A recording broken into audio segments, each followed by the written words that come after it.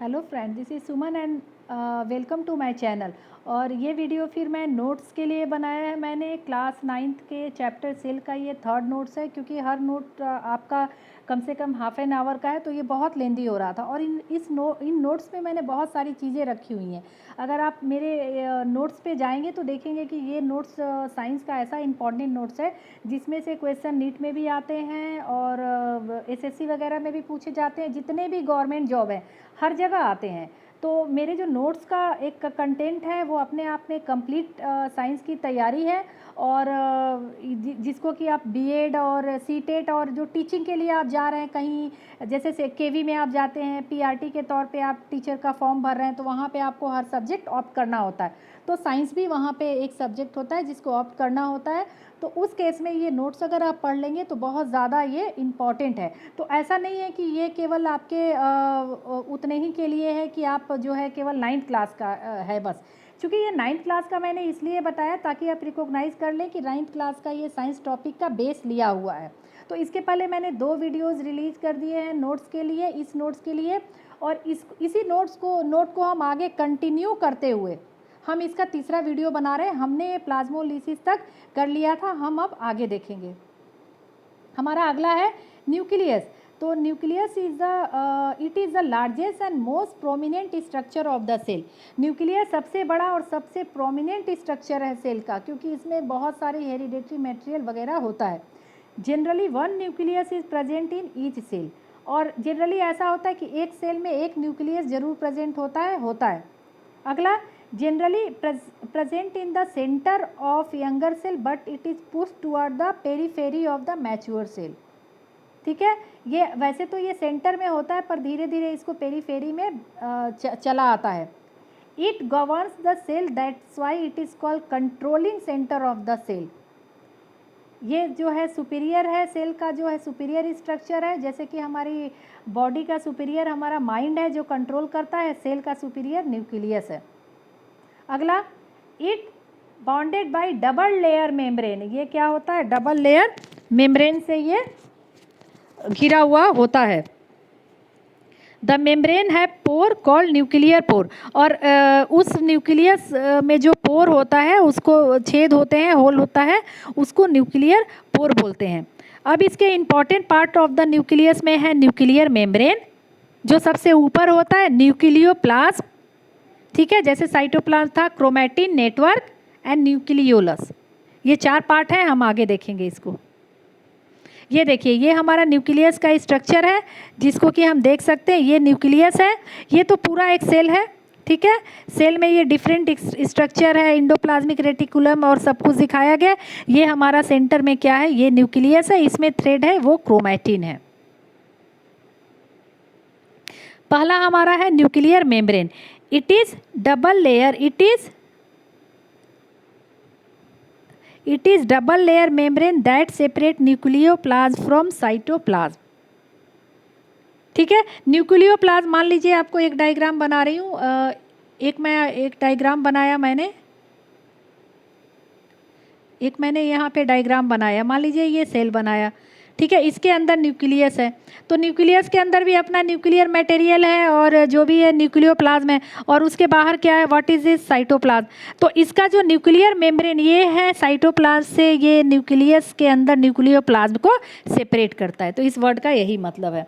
दूसरा फिर हमारा है, it has number of pores which help in exchange of materials between nucleus and cytoplasm.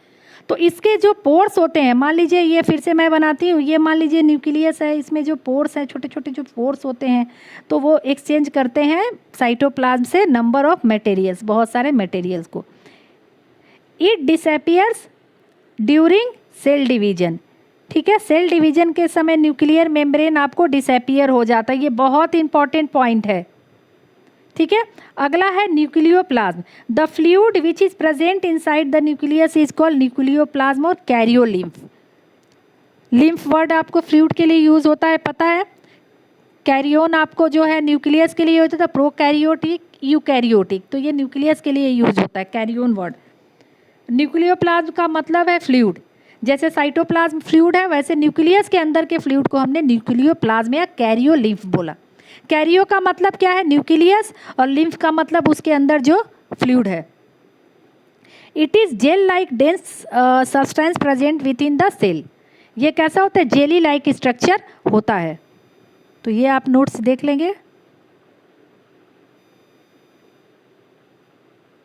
तो हमारा अगला है क्रोमैटिन नेटवर्क वर्क और क्रोमैटिन मटेरियल। हमने न्यूक्लियोप्लाज्म देख लिया, न्यूक्लियर मेम्ब्रेन देख लिया, अब हम क्रोमैटिन देखेंगे, नेटवर्क और क्रोमैटिन मटेरियल्स।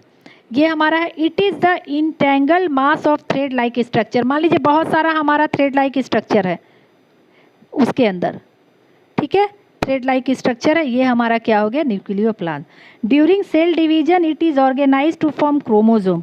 क्रोमैटिन नेटवर्क जो है, क्रोमैटिन मटेरियल क्रोमोजोम में अरेंज हो जाता है। Chromosome are made up of DNA. Very important, very important, आप इसको अंडरलाइन कीजिए, मेमोराइज कीजिए, जैसे भी कीजिए इसको याद कीजिए। Chromosome are made up of DNA, sorry अंदर का इसमें हाइड हो जा रहा, जिस एंड प्रोटीन क्या होता है? ये डीएनए और प्रोटीन। डीएनए का full form deoxyribo nucleic acid होता है। DNA is the master molecule and it control all the activities of the cell. DNA master molecule है। अभी मैंने बताया कि न्यूक्लियस जो है सेल का मास्टर ऑर्गेन है। क्यों मास्टर है ये? क्योंकि उसके पास डीएनए है। डीएनए मास्टर मॉलिक्यूल्स है जो कंट्रोल करता है डीएनए के सारी सेल की सारी एक्टिविटीज़ को, इसीलिए न्यूक्लियस जो है मास्टर है पूरे सेल्स का। Functional segment of DNA are called genes. Genes जो है डीएनए का फंक्शनल सेगमेंट है जो फंक्शन करता है। जीन्स कंट्रोल द कैरेक्टर्स और हेरिडेटरी मटेरियल होता है। On one chromosome many genes are present. एक क्रोमोजोम्स पे बहुत सारे जीन्स होते हैं।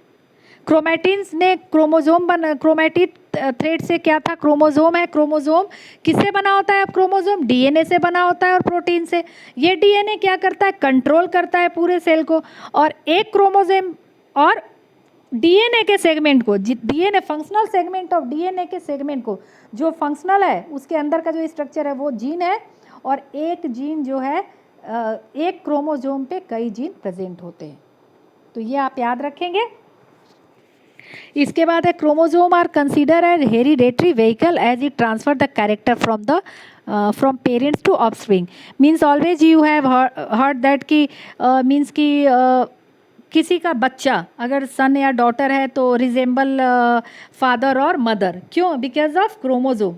जो हेरिडेटरी कैरेक्टर डीए आ रहा है पेरेंट से बच्चों में, उसकी वजह से वो ट्रांसफ़र हो रहा है।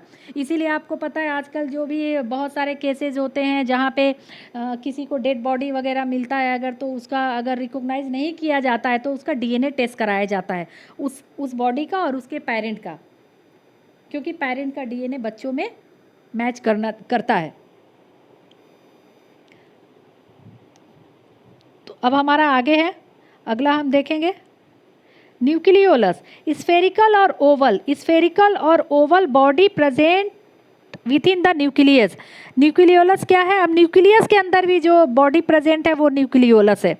It is generally bigger in size in those cell which are actively concern with protein synthesis. जो सेल प्रोटीन सिंथेसिस में साइज इन दो सेल जहाँ पे प्रोटीन सिंथेसिस होता है उसमें ये बड़ा होता है। It is more prominent in non dividing cell. Non dividing cell, बहुत सा सेल जो है सारे सेल डिवाइड नहीं होते तो उसमें ज़्यादा होता है। It contains large amount of RNA and protein. क्यों? तो इसका मतलब यहाँ होता होगा सिंथेसिस प्रोटीन्स। इसमें जो है प्रोटीन, आरएनए और प्रोटीन जो है इसमें बहुत ज़्यादा है। ये जो आरएनए डीएनए यानी यहाँ आरएनए होता है, ribonucleic acid. Also a small amount of DNA यहाँ पे कम होता है। तो ये नोट्स है।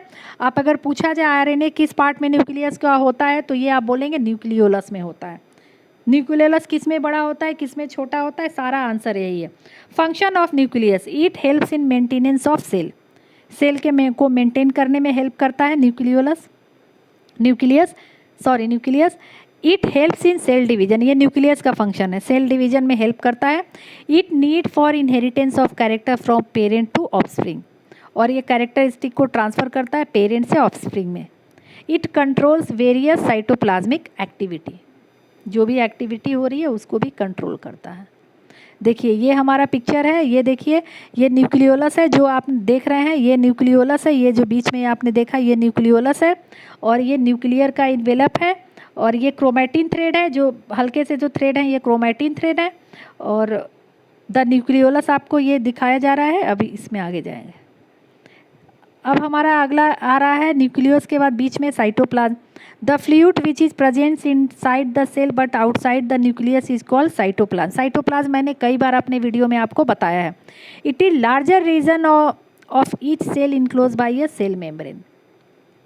ठीक है। It is transparent semi solid ground substance in which various cell organelles are present. Cytoplasm में बहुत सारे सेल ऑर्गेनेल्स प्रेजेंट होते हैं। Water is the main component of cytoplasm. Water main component होता है, इसीलिए जब एक्सोऑस्मोसिस और इंडोऑस्मोसिस होता है तो साइटोप्लाज्म ही जो है एक्सोऑस्मोसिस में बाहर आता है, क्योंकि वाटर उसी में होता है और इस वजह से सेल जो है श्रिंक कर जाता है। वाटर इज मेन कंपोनेंट है which contain fat, protein, carbohydrate, various organic substance. It helps in exchange of material between cell organelles. It act as a site of chemical reaction like glycolysis का ये site है। और cytoplasm takes very little stain, ये practical में जो stand वाला किया गया था उसका था। अब ये देखिए ये हमारा साइटोप्लाज्म का डायग्राम दिया हुआ है, ये हमारा साइटोप्लाज्म है। आप देख सकते हैं कि इसमें साइटोप्लाज्म है, ये न्यूक्लियस है और ये डिफरेंट ऑर्गेनेल्स है। अब देखिए ये प्रोकैरियोटिक सेल और यूकैरियोटिक सेल का डिफरेंस आपको दिया हुआ है।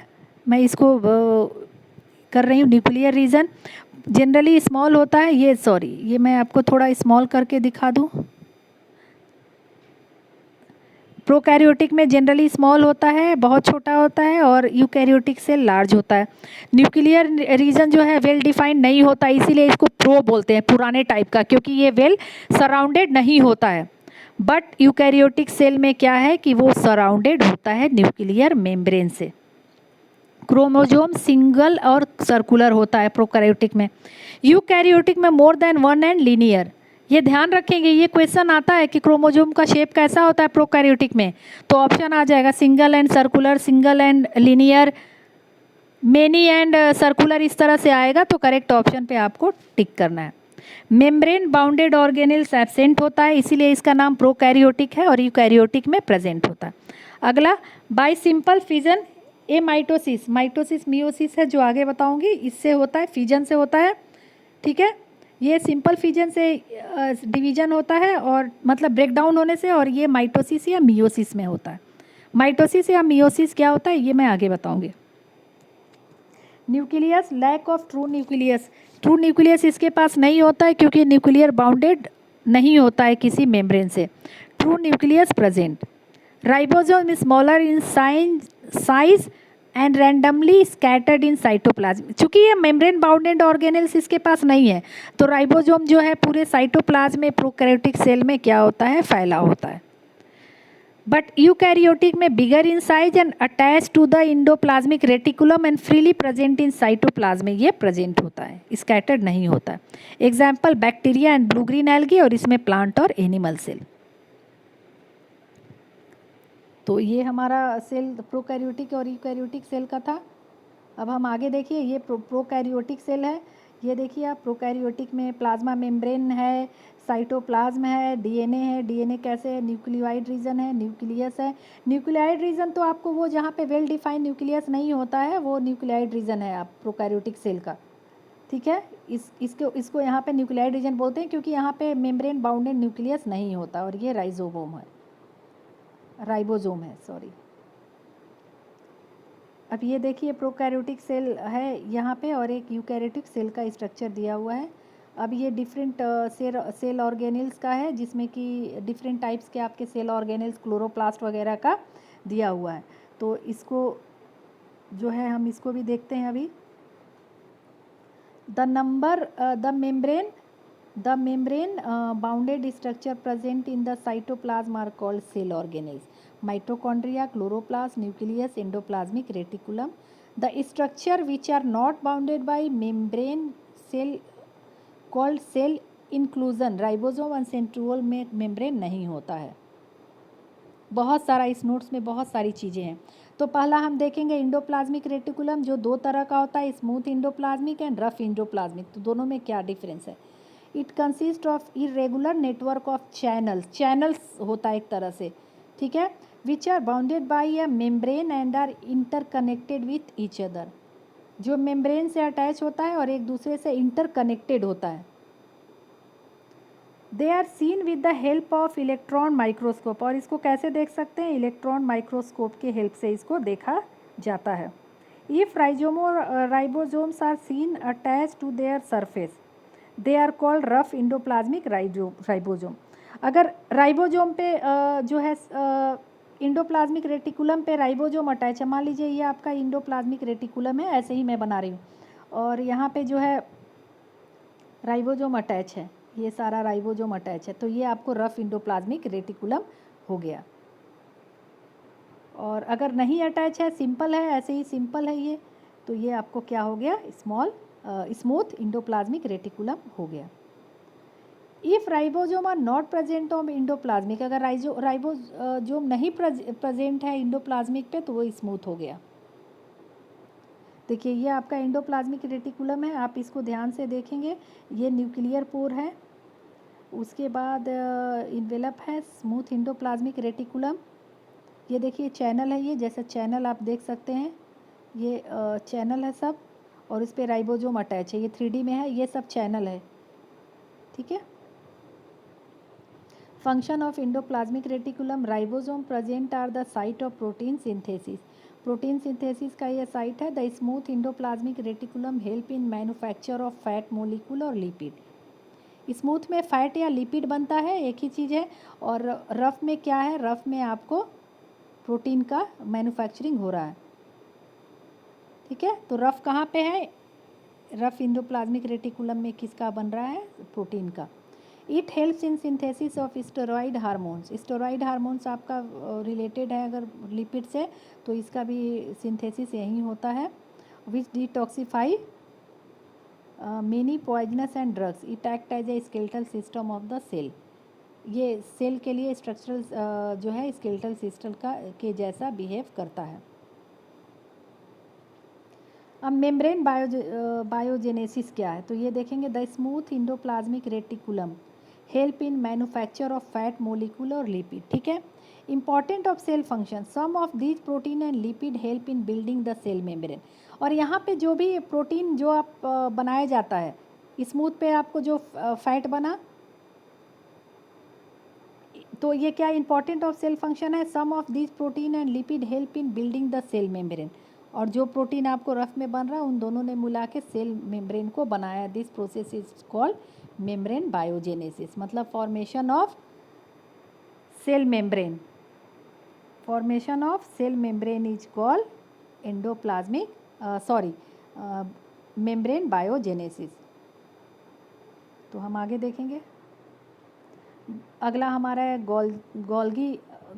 गोल्जी एपरेटस या Golgi body, discover by Camillo Golgi, उन्हीं के नाम पे पड़ा है। किसके नाम पे? कैमिलियो गोल्जी के नाम पे। They are the membrane bounded single layer structure that occur in the form of tubules के फॉर्म में होता है, जैसे वो चैनल के फॉर्म में था, ये ट्यूबुल्स के फॉर्म में होता है, जिसमें वेसिकल और सिस्टर्ना होता है।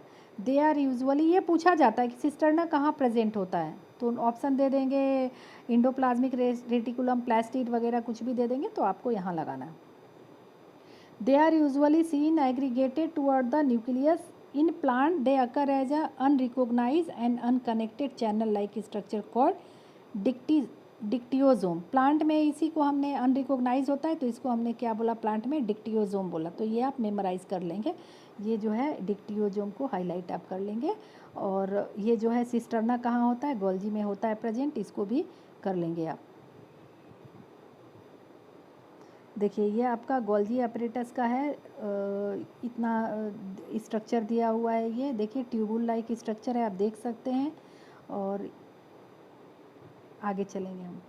Function of Golgi body, help in the synthesis of help in the synthesis of some polysaccharide from simple sugar से पॉलीसैकेराइड को ये क्या करता है? सिंथेसिस करता है, सिंपल शुगर से पॉलीसैकेराइड बना रहा है। Help in formation of glycoprotein बना रहा है. It is involve in the transformation. Primarily lysosome are form from Golgi body by budding.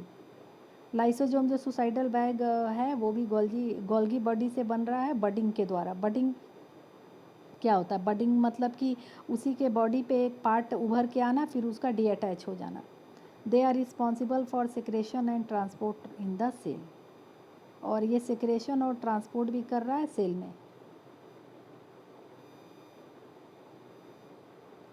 अगला हमारा है बॉडी का पार्ट जो है वो हमारा है लाइसोसोम. तो लाइसोसोम जो है they are small size enzyme containing vesicles which are bounded by single membrane. Lysosome में आपका सिंगल मेम्ब्रेन होता है केवल during the disturbance in cellular metabolism. For example when the cell gets damage. जब cell damage होने लगता है lysosome may burst and the enzyme digest its own cell. तो लाइसोसोम इस केस में क्या होता है?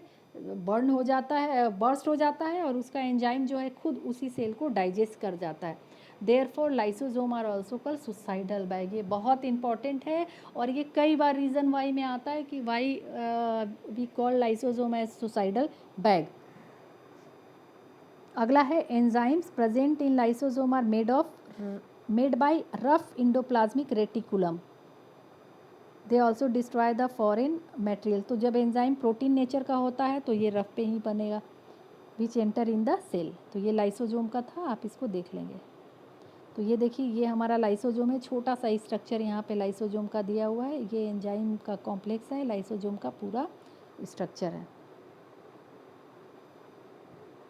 Function of lysosome. They help in the digestion of food within the cell. Intercellular digestion का काम करता है. They protect the body from bacteria and other harmful organism. से हमारी बॉडी को प्रोटेक्ट करता है, इनगल्फ कर लेता है. They help in the removal of old worn out cell organelles. और जो पुराने सेल ऑर्गेनल्स हैं उनको रिमूव करता है. तो ये आप फंक्शन आप देख लेंगे, मेमोराइज करेंगे. अब हमारा मेन जो है माइटोकॉन्ड्रिया, जिसको कि हम पावर हाउस बोलते हैं. माइटोकॉन्ड्रिया हमारा क्या है? Power house of cell. तो दे आर स्मॉल. ये बहुत इंपॉर्टेंट है. They are small that occur in large number. A mitochondrion consists of an outer membrane and inner membrane. दो membrane होता है. inner membrane are folded inward to forms crista. वहाँ Golgi body में आपने cisterna देखा था, यहाँ क्रिस्टी है, ठीक है. और इनर जो है बहुत फोल्डेड है, सरफेस एरिया बढ़ाने के लिए होगा क्योंकि एटीपी यहाँ पे सिंथेसिस होता है. जैसे कि आपको विलाई जो है स्मॉल इंटेस्टाइन में होता था सरफेस एरिया के लिए. The sister lie in the ground structure call matrix. और ग्राउंड स्ट्रक्चर जो सिस्टा का होता है वो मैट्रिक्स होता है. They have their own DNA. और वो वहाँ पे उनका अपना डीएनए और राइबोसोम होता है. प्लास्टिड में और माइटोकॉन्ड्रिया में अपना डीएनए और राइबोसोम होता है, ठीक है. तो हम इसको याद रखेंगे अगर पूछा जाएगा तो. ये देखिए ये हमारा माइटोकॉन्ड्रिया है. ये इनर मेम्ब्रेन हाईली फोल्डेड है और ये आउटर मेम्ब्रेन बिल्कुल जैसे कि प्लेन है. आउटर मेम्ब्रेन प्लेन है, अंदर से बहुत फोल्डेड है. और इस फोल्डेड पार्ट को हमने बोला क्रिस्टा. और ये उसके अंदर जो फ्लूइड टाइप का पार्ट है जिसके ऊपर ये सपोर्ट लेके है वो मैट्रिक्स है. तो ये आप देख लीजिए, ये स्ट्रक्चर है. इनर मेम्ब्रेन बहुत फोल्डेड है, outer membrane crista and matrix. Function of mitochondria. Mitochondria have enzyme necessary for the oxidation of glucose thus releasing energy in the form of ATP. के फॉर्म में एनर्जी करेंसी है. ATP is the energy currency of our body. They are therefore called power house. और इसीलिए माइटोकॉन्ड्रिया को power house, क्योंकि power का energy का सप्लाई वहीं से होता है. पावर हाउस से आपको इलेक्ट्रिक एनर्जी का जैसे सप्लाई होता है वैसे ही यहाँ से होता है. प्लास्टिड. अब अगला हमारा जो इस पार्ट है हमारा बहुत इंपॉर्टेंट है प्लास्टिड. चूँकि प्लास्टिड जो है प्लांट में होता है, एनिमल में नहीं होता है. तो हमने माइटोकॉन्ड्रिया तक देख लिया. प्लास्टिड है only present in plant cell. सबसे पहला it is of two type, chromoplast colour plastid and leucoplast white और कलरलेस प्लास्टिड, ठीक है. और इसमें जो क्रोमोप्लास्ट में कलर्ड में अगर जो ग्रीन कलर का है उसको हमने बोला क्लोरोप्लास्ट, ठीक है. It is lamellated structure which is bounded by double membrane. दो मेम्ब्रेन से प्लास्टिड होता है. Plastid containing the pigment chlorophyll. जिस प्लास्टिड में ग्रीन कलर का क्लोरोफाइल होता है उसका स्पेशल नाम है क्लोरोप्लास्ट। अंडरस्टूड। इसका मैंने एक जीके क्विज़ भी बनाया है, जिसको आप आप ढूंढेंगे, फाइंड आउट करेंगे तो मेरे चैनल पे है। ओके, तो ये आपका क्या है, ये क्लोरोप्लास्ट है। आपने देखा है जब आपका जो है फ्रूट, जब रॉ फ्रूट जब कच्चा होता है तो ग्रीन होता है, और जैसे वो पकने लगता है तो ऑरेंज, येलो, रेड किसी भी कलर का हो जाता है। क्यों? क्योंकि उसके अंदर जो क्लोरोफिल था वो जो है धीरे धीरे किसमें जो फिल था, क्लोरोप्लास्ट था, वो क्रोमोप्लास्ट में चेंज होने लगता है, कलर्ड में होने लगता है। Chloroplast is important for photosynthesis. Leucoplast stores, leucoplast stores क्या स्टोर करता है? Starch, oil, protein granules. इसको आप याद करेंगे, मेमोराइज करेंगे कि ल्यूकोप्लास्ट जो है प्रोटीन, ऑयल और ग्रैनुअल्स को स्टोर करता है। Plastids show two distinct region, grana and stroma. तो ये सबको पार्ट आप जितने बार रिवाइज करेंगे मेमोराइज होगा। सिस्टर्ना था, किसका था, और ये ग्रैना और स्ट्रोमा किसका पार्ट है। Plastid have their own DNA, plastid के पास भी अपना ओन डीएनए होता है। माइटोकॉन्ड्रिया और प्लास्टिड के पास अपना ओन डीएनए होता है। तो ये बहुत इंपॉर्टेंट पॉइंट है, ये पूछा जाता है। तो ये देखिए, ये आपका प्लास्टिड है और इसमें क्लोरोप्लास्ट है ग्रीन, ल्यूकोप्लास्ट वाइट, और ये क्रोमोप्लास्ट कलर्ड। ये प्लांट सेल का क्लोरोप्लास्ट है। देखिए, ये आउटर मेम्ब्रेन है, इनर मेम्ब्रेन है, स्ट्रोमा, ये स्ट्रोमा है बीच वाला, और ये स्ट्रोमा है, और आपको इनर मेम्ब्रेन दिखाया है। और ये जो ग्रैनम है, स्टॉक ऑफ थाइलोक्वाइट्स उसमें होता है।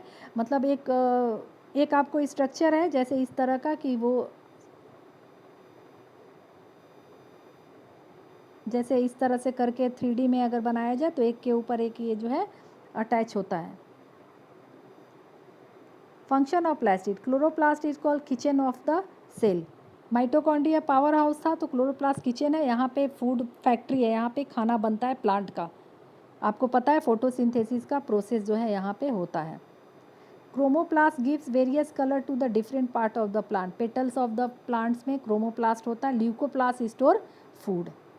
ये तीनों का हो गया, ल्यूकोप्लास्ट फूड स्टोर करता है। अगला है वैक्यूल। वैक्यूल और सैक लाइक स्ट्रक्चर। सैक थैले के लाइक का स्ट्रक्चर होता है, that feed for storage of solid liquid material. तो आप एक चीज़ ध्यान रखेंगे वैक्यूल में, कि ये सैक लाइक स्ट्रक्चर होता है, और वैक्यूल जो है प्लांट सेल में बड़ा होता है, एनिमल सेल में छोटा होता है। तो ये दिया हुआ है, और प्लांट सेल में बड़ा होता है। In plant cell vacuole are full of cell sap that contain amino acid, water, protein, organic acid, sugar. Cell sap से होता है। सेल सैप प्रोवाइड टर्जिडिटी, और ये सैप जो है प्लांट सेल को टर्जिडिटी और रिजिडिटी देता है। इन unicellular organism like amoeba, the vacuole having food is called food vacuole. Amoeba में जो वैक्यूल होता है उसको हम फूड वैक्यूल बोलते हैं, क्योंकि वो फूड को अंदर इंटेक करता है। The outer membrane of vacuole is called tonoplast. It is osmo regulatory in function. Osmosis को जो रेगुलेट करे उस फंक्शन का होता है।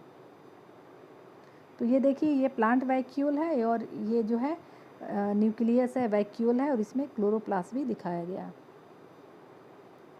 और ये आपका थर्ड वीडियो था, और अब ये आपका तीनों मैंने कंप्लीट कर दिया। ये जो टॉपिक है इसका नोट्स मैंने दे दिया। अगर पसंद आता है देन लाइक, शेयर और सब्सक्राइब करना ना भूलिए। Thank you, thanks for watching.